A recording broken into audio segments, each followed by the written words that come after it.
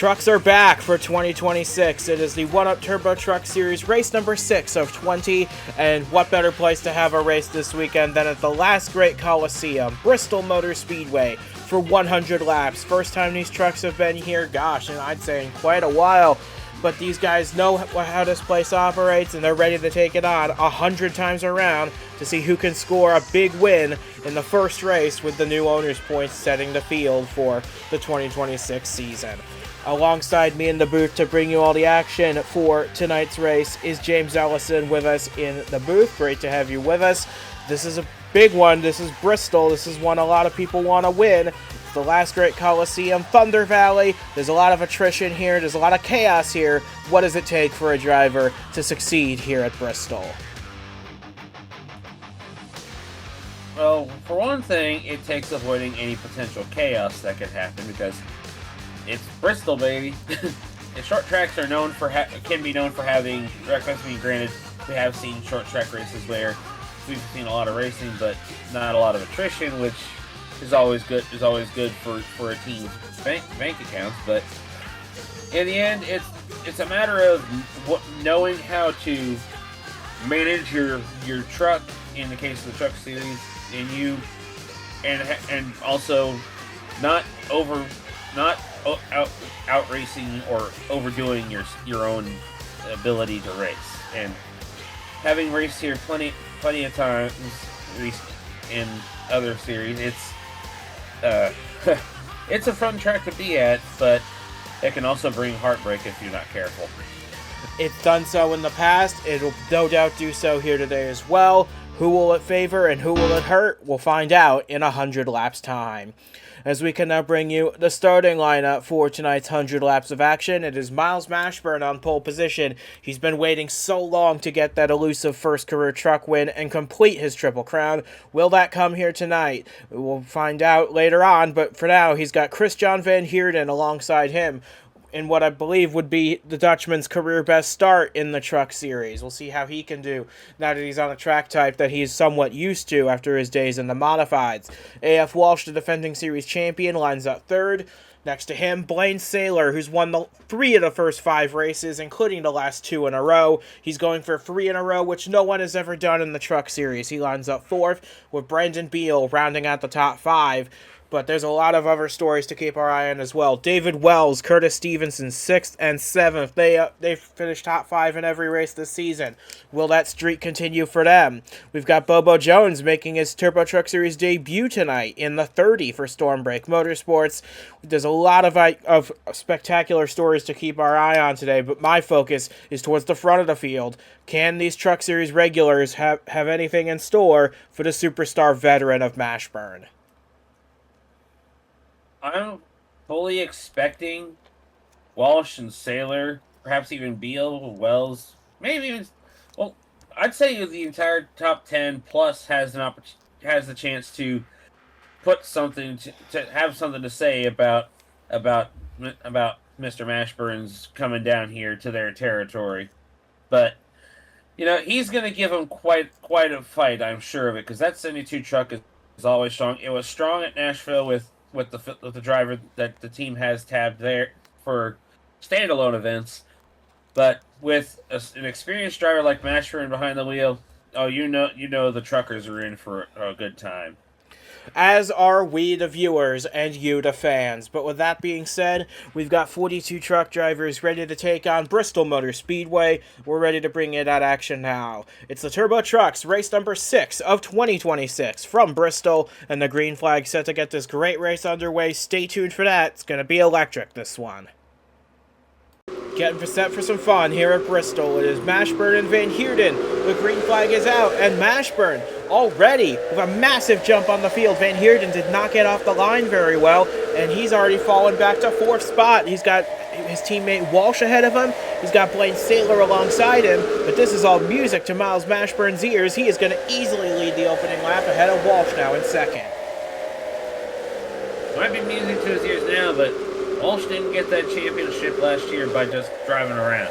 He's going to go after Mashburn pretty quickly here and try to establish an early dominance, which, That's exactly this field does not want to see, given how that team has operated across the board. Absolutely. But Walsh is actually keeping the 72 honest. He's closing the gap down a little bit through the opening couple of laps here at Bristol. But the battle is for third position now, side by side for the final podium place between Van Heerden and Saylor for third.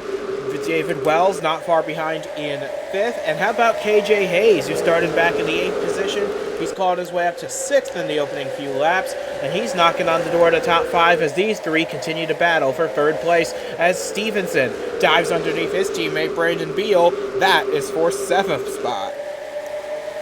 And watch out for the other Mercedes back there, Alexander with Stormbreak. Qualified really well, actually carrying the banner for the team so far this weekend, but you gotta mind yourself early, because if you wear your vehicle out, your truck early out on, you're gonna have little chance of catching up later, because it's not gonna want to perform.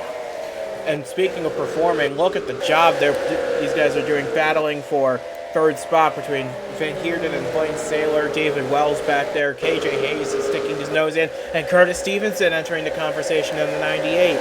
He has had a very strong season up to this point, got his first win of his career at Las Vegas, and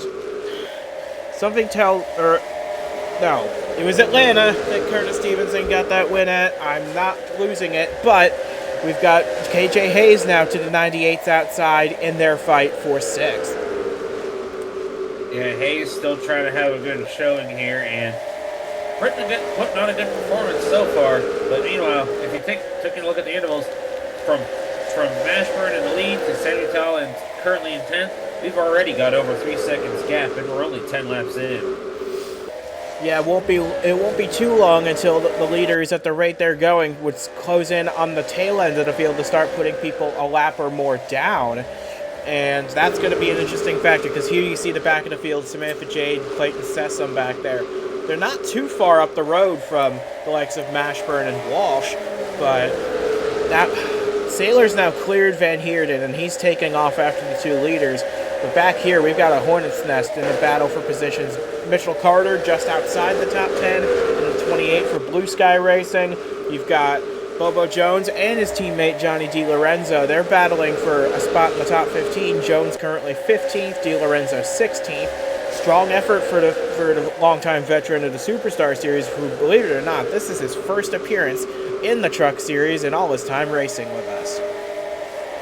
And we are glad to have him come down from our Superstar program to run here, holding his own steadily, and a good chance for everyone to take a look at the new secondary look for the number 10 truck, with DiLorenzo taking it over, starting at Nashville, bringing CarQuest over from his old ride, and looking forward to seeing how that performed. Meanwhile, look at this little group here. And right in the middle of it is Brandon Mayhew making his first start of the season in the 24 for Henley Bemidji Racing. That's a good run for the 24, hanging on to a spot in the top 30. But as you make your way back through the rest of the field, see where your favorite driver is running at lap 16 of this race. Miles, if you're a fan of the 72, you're loving what you're seeing right now, because he's opening up a lead by a little bit over AF Walsh. It was a couple of tenths. Now it's closer to about half a second between himself and the 02. But Blaine Saylor in this 08, he's closing the gap bit by bit, piece by piece, and it won't be long until he's on the back of the 02 for second. As we see Stevenson and Van Heerden, they battle for the final position in the top 5. I feel like this battle with Stevenson and Van Heerden is what's bottling up everybody else and causing that near 5-second gap that you see Sam Nuttall is now at, front to the leader of Mashburn. I feel, honestly, as impressed as I am with Van Heerden's catching on to the ovals like he has been, and doing what he needed to do to adjust to a truck versus a modified, I think that 22 truck's not exactly set for this currently short run speed. Not like the three leaders are. They have pulled about a 2-second advantage over David Wells, who settled into 4th. He might actually be closing in on these leaders as well, now that he's broken free of the battle between Van Heerden and Stevenson. I believe the 98 has won that battle just now, and he can now set off after David Wells in fourth. But up at the front, Miles Mashburn's led all 20 laps so far. He's about to lead his 21st lap of the evening. So it's not uncommon to see someone dominate races like this here at Bristol, leading all these laps. But don't count out the possibility of late race chaos that could tip the balance into one of his challengers' favor. Yeah, we see now Van Heerden has found his way back down to the inside line, which is going to make things difficult for the 91, the 66, 88, and the 31, as they are now starting to line up behind him. But he's not super slow, but Van Heerden's certainly not the fastest of this group here. But I expect he'll have a chance to maybe fix this car at some point, at some point during this race. Well, he's holding his own very well, still in the 6th spot. As you look up here, you see Walsh has actually been caught by Blaine Saylor in the 08. Of course, Saylor trying to go for 3 consecutive victories in the Truck Series, which has never been done before in the Turbo Truck Series division of one-up competition. We'll see what he can do, because he's got some very stout competitors up ahead of him to try and pass. You got Mashburn there, you got AF Walsh, the defending champion. Those are not guys that trouble! And we got Lee Muse on his roof. And Walsh gets piled in. Saylor gets piled in. Caution is out for the first time today. A huge crash at the back of the field that has collected our 2nd place runner and our 3rd place runner as well. And for insult to injury on Walsh there. That's his race done right there. Yeah. That's unfortunate, really. Heartbreak. It was a good battle between him and Saylor.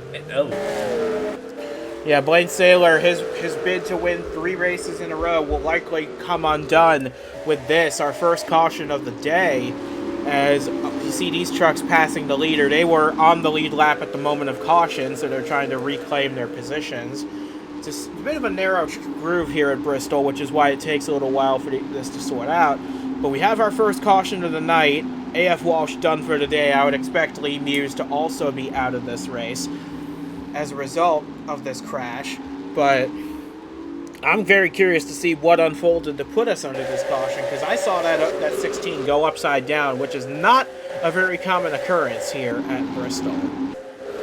Looks like this is where it starts, right at the back of the field, and you can see it right before your eyes. 3 wide between Tanner Browning, Samantha Jade, and Lee Muse. They all try and find a place to run, but the 55 and the 25 come together. The 55 pushes the 16, and that's a wild ride for Lee Muse, the sophomore for Crago Autosport. And then the leaders approached them at such a high rate of speed that Walsh and Saylor really had nowhere to go in all that.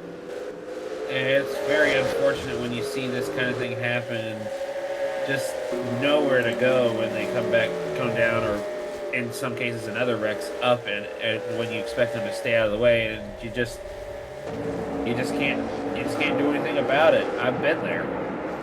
Looking at this from our center camera mounted on top of the Jumbotron here at Bristol, and yeah, the 25 and the 55 got together. The 16 was just a bystander, and I've never really seen an incident like that here at Bristol before, where the car just climbs the wall and starts tumbling on its side. I have a feeling AF Walsh would have been done for the day anyway with that first contact, but this really just sealed his fate. Makes me wonder if his steering was messed up and he was just trying to keep going, but it just turned too far to the left. But either way, that's his race hopes done. One more look at this, and we're focused on Lee Muse here. And yeah, the 2 trucks underneath him come together, and yeah, he just got pushed up into the wall, and he kind of climbed it with his truck. Walsh got hit by the 26 and came down into Saylor. Those 2 were true bystanders in this mess. But for AF Walsh, this will be a disappointing way to end his night. And for Blaine Saylor, he'll continue on in this race, but his hopes for 3 consecutive victories likely over. Yeah, it's a real shame, because he was looking like he was going to be a threat. As soon as if he could have got by Walsh had this crash not happened, he could have very well had the opportunity to have something to say about Mashburn. But now it's up to the rest of the field to figure that one out. So a couple of trucks that were trapped behind the leader that were still on the lead lap at the moment of caution. You see Zach Fry's the last of those. They got the order to wave past the pace car, and they are now back on the lead lap. So we do have, I believe, pretty much everybody in this race that's still running on the lead lap. As the lights go out on the safety vehicle, we're going to have one more lap on the yellow, and then we'll go back racing on lap 32. Very curious to see how this is going to work, because we haven't had a restart yet tonight. And we've got some new faces up towards the front. David Wells now in second. You've got Stevenson third. Van Heerden back up to fourth. Logan Jones, Mashburn's teammate, now completing the top five. And some new faces in the top 10 as well. Yojan Stoyan, Mitchell Carter, and Santi Messi now riding the back of the top 10 as we're getting ready for the restart here on lap 32. See how this works, because you got everybody in a single file line. I expect the Mashburn might just take off, but the 92 could still have something to say as the green flag goes back in the air. He didn't get as good a launch as he did on the initial start, Mashburn, but he's still ahead of the 92 of Wells, and they're kind of freight training down the back straightaway here. I'm curious to see who's the first one going to be that's going to duck out and try and make some moves happen in this race. I hope it's David Wells so we can get some great battling for the lead going on. But for now, the 92 is just content to ride things out as KJ Hayes back on pit road. Clearly whatever work they did during the yellow flag was insufficient. Now he's just trying to cycle as many laps as he can with some more repair work being done. Yeah, it's unfortunate for Hayes. We were talking about him, and then now I wouldn't say complicated curse, but it's any number of things, really, as you see they're going to continue working on it there. Or maybe just a quick splash and go. Well, he gave it the once over, and I think he's okay to come back out now. But still a very tough break for KJ Hayes. He's going to lose multiple laps in the process. He's coming up trying to blend back in. Oh, but he gets hit by his teammate. Up into the wall goes KJ Hayes. That's going to put us under another caution flag, our second of the night. And Hayes just beached it on the banking there, right in the middle of turns 3 and 4. Oh, and Wells hits him! David Wells in second place collides. Oh, and Beal hits him? My goodness. David Wells, this could be his race run and done here. And for a driver who's had top fives in every race this season. Oh, and Hayes gets caught up in more trouble, and this time he collects No LeBlanc in the 85. This is not what you wanted to see. When it rains, it pours for some of these drivers. It's unfortunate. I was a little concerned with how he was blending there with William Ayers right there, as we got more shenanigans around here, but that couldn't have ended it could have ended worse, but it's still bad enough for Hayes. And I feel bad especially for the likes of Christian Van Heerden, Santi Messi, Jesse Turner, Mitchell Carter. They all had to come down pit road to avoid hitting more trucks, and they're going to line up at the back of the field now because they have to give up all their track position for going down pit road. It's a very tough break, and we see now Hayes and LeBlanc out of the race. David Wells, what a tough break for that 92 team. So here was Hayes. He was just coming off pit road, trying to find a safe place to blend back in onto the racetrack. He thought he had a spot set up, but then his teammate gives him a bump going into turn 3 and sends him off into the wall. I'm sure that wasn't intentional, but it was just a matter of the close quarters racing at Bristol. He can't go anywhere now because he's beached it on the banking. Oh, and Wells just clipped him on the corner of the truck at the worst possible spot. And that's probably what did Wells in. Now Hayes going to try and cycle back out, and he gets hit now by Jesse Turner. And he gets stuck against the wall, and that's when LeBlanc hits him. Call for free there. Yeah, that could have been a lot worse for a lot more people. But for KJ Hayes, David Wells, No LeBlanc, their days are over. Bit of a close call for two of my drivers, in John DeLorenzo and Bobo Jones, as we see this little thing, which unfortunately, while not terrible, it's a sign of the luck that the 11 truck has been having lately. But so yeah, I don't know if the closing rate between Jade and Hayes was too much, but It sent the 91 into a spin. I was worried about this 91 because he didn't seem to be all there, even with the repairs they made. And for David Wells, that's just a bitter pill to swallow. And you're right, those two Stormbreak trucks did a really good job missing it all. But you see Hayes trying to come back up, trying to cycle another lap. He gets hit, and then he gets hit by LeBlanc. I haven't seen. We're finding all kinds of new things to talk about here in Bristol. But unfortunately, that's 3 more trucks done for today, including David Wells, who's finished in the top 5 in every race this season up until tonight. That streak ends today.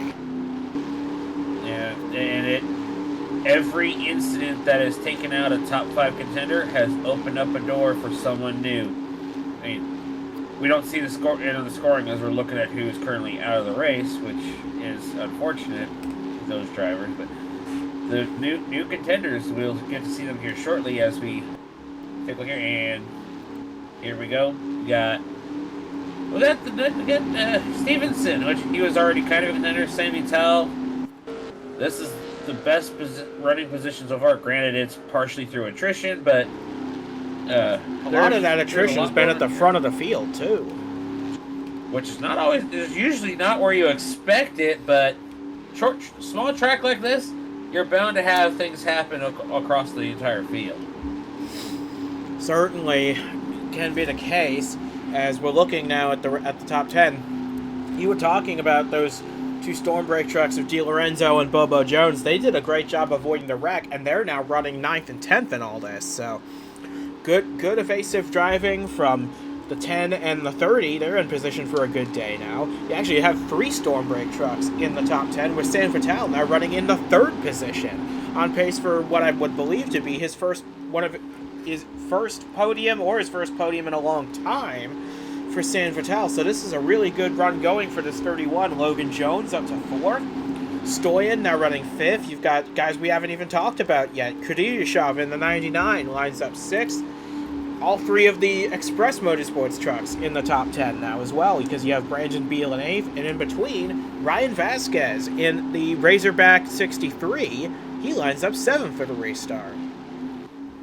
Yeah, Mercedes well represented and pretty much the dominating manufacturer here in the top 10 now, but I don't know. It's probably gonna take a combined effort of everybody behind Mashburn to do something about him, because especially with the early attrition of others helping him, he has not been taken out of the lead yet. We're about to find out. The green flag's back in the air. We're racing once again on lap 42, and the field pretty close together heading off down into turn 1. Mashburn left the half a lane open for Stevenson, and you got to remember as well, this time last year, Curtis Stevenson was one of Miles Mashburn's drivers at Roberts Racing. Stevenson has since moved on to Express Motorsports, and he's now giving his old boss a run for his money in that 98 truck, trying to take the lead away. Speaking of Express Motorsports, I saw Beal there. He had him in the 10 of DiLorenzo take a little peek, but thought better of it. Didn't have quite the lineup he needed, as now Stevenson trying to find a new path to get by that 72. I'm sure Stevenson's using every bit of racing technique that Miles Mashburn taught him at Roberts Racing. Now he's going to try and depose his old team owner at Bristol. And you got to keep in mind as well, this is the last step for Miles Mashburn to complete his Triple Crown. He's been wanting this one bad for so long. He's been front-loading his Turbo Truck Series part-time schedules lately because he wants to get that win as early as possible in the season. He didn't get it. He didn't make it happen at Daytona or Las Vegas, but he's certainly trying to make it happen here today at Bristol. And I'm very curious to see how this one shapes out, because we're just about halfway through this race, and Stevenson is putting a lot of pressure on the 72 in these last few laps. Yeah, as these two get to fighting, I mean, you see the gap between Stevenson and San Vitale here, but if these two get to fighting, that'll bring San Vitale and Jones right back into the picture, I'm sure of it. But for now, it's almost like we're looking at tandem drafting at Super Speedway or something with the way these two pairs are riding. Yeah, and behind them, you've got a bit of a train going back there, starting with the 51 of Stoyan. But at the back of the field is a completely different story. You've got the likes of Jesse Turner, Mitchell Carter, Chris John Van Heerden, and a few others that have been stuck at the back of the field ever since having to start back there for taking to the pit lane to avoid that crash. They haven't really made much headway since then, and that's a tough break, especially for Van Heerden. He was having a really strong day, and you got to keep in mind as well, he's the only Fingai Saitomi Motorsports truck still in this race, and he's down outside the top 30. So, a rare case of not having a good day at FPM. And, like I said earlier, with the way that team's been running across the top 3 divisions, I'm sure that at least the Truck Series field is breathing a little bit of a sigh of relief. Still have yet to see with Nitro Superstar over the course of the weekend how that's going to play out. But here, the rest of the field is happy that it's not an FPM dominated race. But that's only because it's a Robbers Racing dominated race at this point, because Miles Mashburn's led all 52 laps so far. And the rate he's going, he might lead the rest of them too, because Stevenson, I feel, has not been able to get close enough. And when he has gotten close enough, he hasn't been able to duck low and make a move on his old boss. But there's still a lot of time left in this race. We got about 45 laps to go, and there's still the possibility of lap traffic to feature in this whole mix as well. Yeah, and I'll tell you what, I noticed earlier, Monaco there going after Frey, but Frey, they may be fighting for the first spot outside the top 10, but you would think for a little bit there they were fighting for the lead the way Frey was not willing to give it up, but might have to give it up here as he's going to get freight train if he keeps fighting. Strong run out of Mayhew as well in his first start of the year, running 22nd. That's a pretty good day, considering he hasn't run a race up to this point. Got Cal Farrell behind him, RJ Bishop directly ahead, and back here, pick your favorite driver. There's a bunch of them back here. You got Chris John Van Heerden. He's down in 31st position after running in the top 10 for much of the first half. And Jesse Turner bringing up the rear in his train. That's a tough break as well for the 17. He just got caught up in one of those wrecks earlier and hasn't really had a chance to recover from it. And some of these drivers, you don't expect them to be back here in the back with, like, say, Ayers, who unfortunately has been struggling, as I've mentioned. And there's several others that are right in that general vicinity who you normally see at the back of the field that those drivers normally don't associate with because they're normally at least top 15. And meanwhile, you've got Mashburn and Stevenson. They're starting to pull away from San Vital and Logan Jones, and they're starting to bring Yojin Stoyan into that battle for third as well. You see that black and red 51 back there. But the 72 and the 98, they've honestly been the class of the field in this second half so far. They're running within a couple tenths of each other, and I'm a little surprised this 98's able to keep in touch as well as he has, because he's packing all that dirty air. Mashburn's packing all that dirty air onto the nose of the 98, but he must have a really good truck to be able to keep up despite all that. And I'm noticing that after you get past Stoyan, I think Kudryashov is holding up everybody behind him. 63, the 88, the 10, and the 30. They're all stuck behind the 90 because while he's got a good truck, I don't think it's as good as those who are stuck behind him right now as these two continue to run nose to tail. It won't be long until they catch lap traffic either at the rate those damaged cars at the back are still rolling. But San Vital's doing a phenomenal job holding off Logan Jones in the Robbers Racing 66. This is the fight for third. And I'm racking my brain to think of the last time Alex San Vital got a podium in one-up competition. It's been a while, so if he were to hold on to get this spot, that would be a really big deal for him.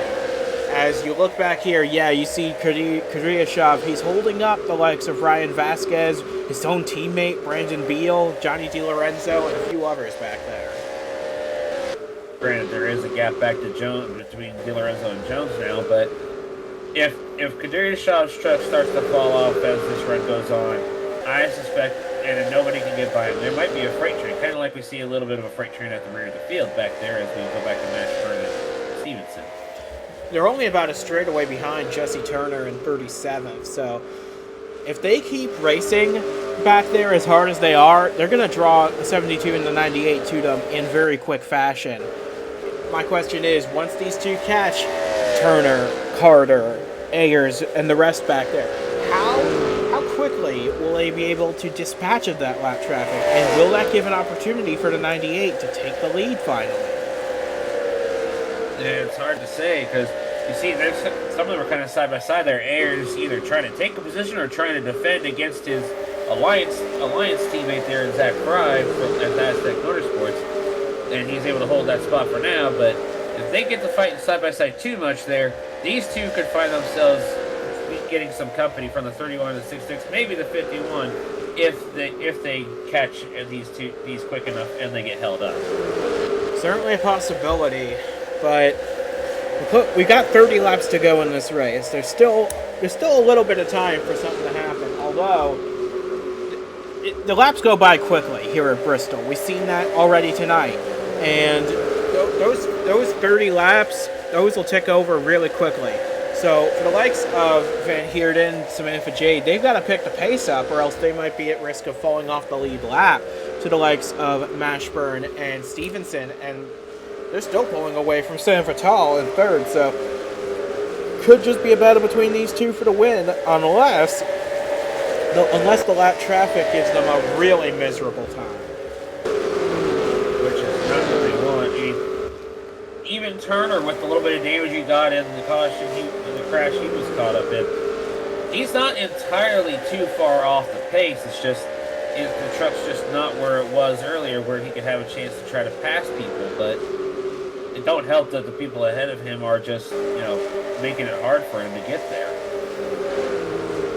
Speaking of it being hard for him to get there, Curtis Stevenson has just not been able to find a way around Miles Mashburn. I wonder if he's saving it for when... I have an opportunity here in a couple laps. Yeah, I'm wondering if he's saving it for when they get to the lap traffic and Mashburn starts struggling possibly behind the 17, the 26, and the rest of these guys.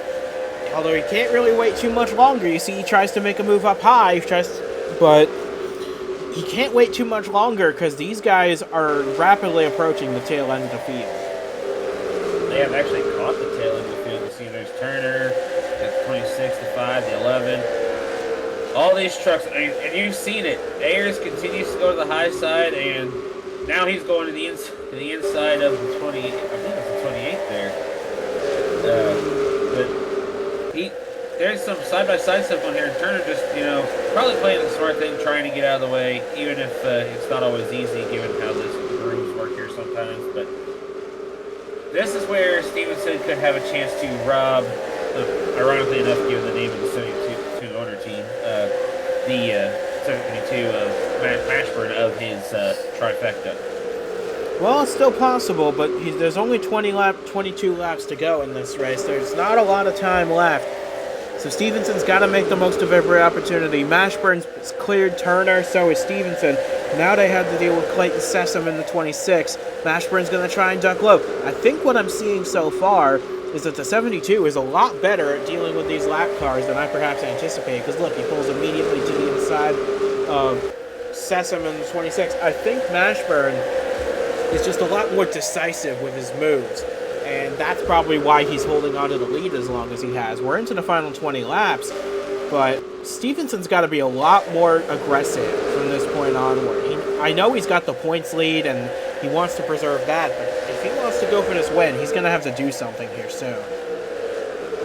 Yeah, he needs to do something soon, because I will say right now, Mashburn's not been able to get by Fry as easily as he was able to get by the 26 and the 17, but that's not to say that once he gets by him, he won't just express train his way past Fry or Ayers and on forward. But he's getting held up a little bit here. You see the gap between the 31 is starting to shrink, but I think it's too little, too late for Samuel and Jones to join this fight. So we're looking at the battle for the win here, I do believe. And those two, I believe, the 31 and the 66, I think they've started to fight each other now for third spot because I think they realize that the battle is long over for the win, so they're fighting for the final spot on the podium, the 31 and the 66. And look, Mashburn's now going underneath the 5 of Fry to put him a lap down. And I think all Stevenson needs to do is just follow the 72 past everybody. The problem the 98 has, he's going to have to either use the bumper or force the 72 into a mistake. to try and win this race. We're into the final 15 laps now. Time is running out for Stevenson here. And it's just him versus his former bosses. He takes a little peek. Oh, Ayers throws a little bit of a block on Mashburn. Coincidentally, potentially helping a fellow Mercedes driver, but I know Ayers is just trying to preserve his position on the lead lap, but if this turns out to be a move that helps Stevenson, although it looks like it's not going to anymore, it could have been very beneficial, but Stevenson still has a little bit of time, but he's running out of it quickly. Yeah, and speaking of running out of time, we're running out of time for free passes to be given out. Should we get another caution? We're going to stop giving those out in about 2 laps. So a caution would have to come out right now for that 11 truck to hang in there. As it looks as though Eric Monaco has fought his way up to the top 10. Something's gone awry with Bobo Jones tonight. We can't find him on the racetrack anymore. He's out there. He's out there somewhere. We're trying to find what's happened to the 30. We're looking. We're not able to find him. I just saw him At the back of the shot. Something's amiss with that 30. At the back of the shot, perhaps. We're trying to find him. There he is, and he's blown the motor on that 30 truck. That's what the problem was for Bobo Jones, and that is such a shame. He was having a really good day in his Turbo Truck Series debut, running in the top 10, but it ends on lap 90. The results won't show where that 30 truck and the driver were running, but he still has a chance to have a good great run on the Superstar race, where he and his teammate Steve Hunter are going to be fighting to lock their cars in going forward from this weekend. But for now, let's see if Stevenson can finally do something about his old boss. I hope Bobo Jones gets another shot in that truck sometime this season, because he did a really good job tonight, and the result won't show for it. But he proved it to all of us that he can still wheel a race car. That is for sure. But up at the front of the field, we're into the final 7 laps, and Mashburn is in a whole pile of traffic, with Josh Gibson to his outside, Chris-John Van Heerden directly ahead of him, Tanner Browning to the outside. This is Stevenson's real opportunity here to make something happen in this race. Yeah, this is his shot, but the question is he going to be able to take it? Because he's really got to put everything he can into finding an opening, which is kind of hard to do with the 43 to the outside of the 72, but if Van Heerden continues to hold up Mashburn, he may still have a shot. There's only 5 laps to go, that's the problem. And now Stevenson's been high-centered by Josh Gibson. He still hasn't cleared the 43. I think he's going to be able to this time by. But now Mashburn's got a useful advantage out in front of him. Time is running out quickly for Curtis Stevenson to make any headway on Miles Mashburn. But Van Heerden is doing everything he can to stay on the lead lap, because we've gotten to the point now where a caution would end it. So Mashburn's just looking for anything atop the flag stand to get him this victory. See wide among the lappers back here is now Jones finally deciding enough is enough. He's going after Sammy Tal, who whoa, Ayers down on the flat. That could have been dangerous between he and Gibson, but they managed to keep it pointed in the right direction. 2 laps of racing to go. 2 laps to go, and this is it right here. Like you said, we're at that point. No return. Caution comes out. It's over. So Stevenson has to do something if he wants this win. White flag is out. We're on to the final lap. Miles Mashburn has driven a faultless race, and he's held off one of his former drivers to do so. Down the back straightaway for the final time. Does Stevenson have a look? No, he does not. So through 3 and 4 for the final time. Finally, the Triple Crown is complete for Miles Mashburn. He gets the job done at last at Bristol. His first win in the Truck Series, and he had to earn that one, holding off Stevenson as long as he did. Stevenson kept him honest, and that's all you can do. And now he joins that list of drivers who is slowly growing of getting that triple. And of course, majority of those are superstar drivers getting wins in the lower divisions right now, but perhaps one day there will be someone like myself or someone else who get the opportunity to finally get that on the superstar level after winning the other series. But for now, congratulations to Miles, and a hard-fought effort for Stevenson. Jones gets the podium in the last few laps from Simon Talbot. I am so proud of my driver there. And Stoyan he just ran pretty much a chill final several dozen laps. Yeah, it was a pretty lonely race no for man's Stoyan. land for him. It was a pretty lonely race for Stoyan, honestly, but he gets his first top 5 of the year, so don't think he'll complain too much about that. Kudryashov and Vasquez get their first top 10s of the season. The persistence of that 99 driver to hold on to that position and hold everybody else up. Yeah, Beal 8th, Di Lorenzo, his first top 10 for Storm Break in 9th, and Eric Monaco keeps plugging away at it in the top 10 to round this one out. He's going to win soon, I know it. I'm sure he will one of these days. But with that being said, from James Ellison and from myself as well, thanks for joining us for an epic night of racing at Bristol. We'll see you again in a couple weeks' time at the Illinois State Fairgrounds, the Springfield Dirt Mile. That is always a good time for these truck drivers. We got some heat races for you. We got the main event to come after. That I'm looking forward to very much in a couple weeks' time. But until we see you out at the fairgrounds, so long from Bristol. And a big congratulations to Miles Mashburn. His season is complete in the trucks, I believe, now that he's got his first career win in the trucks to achieve his Triple Crown.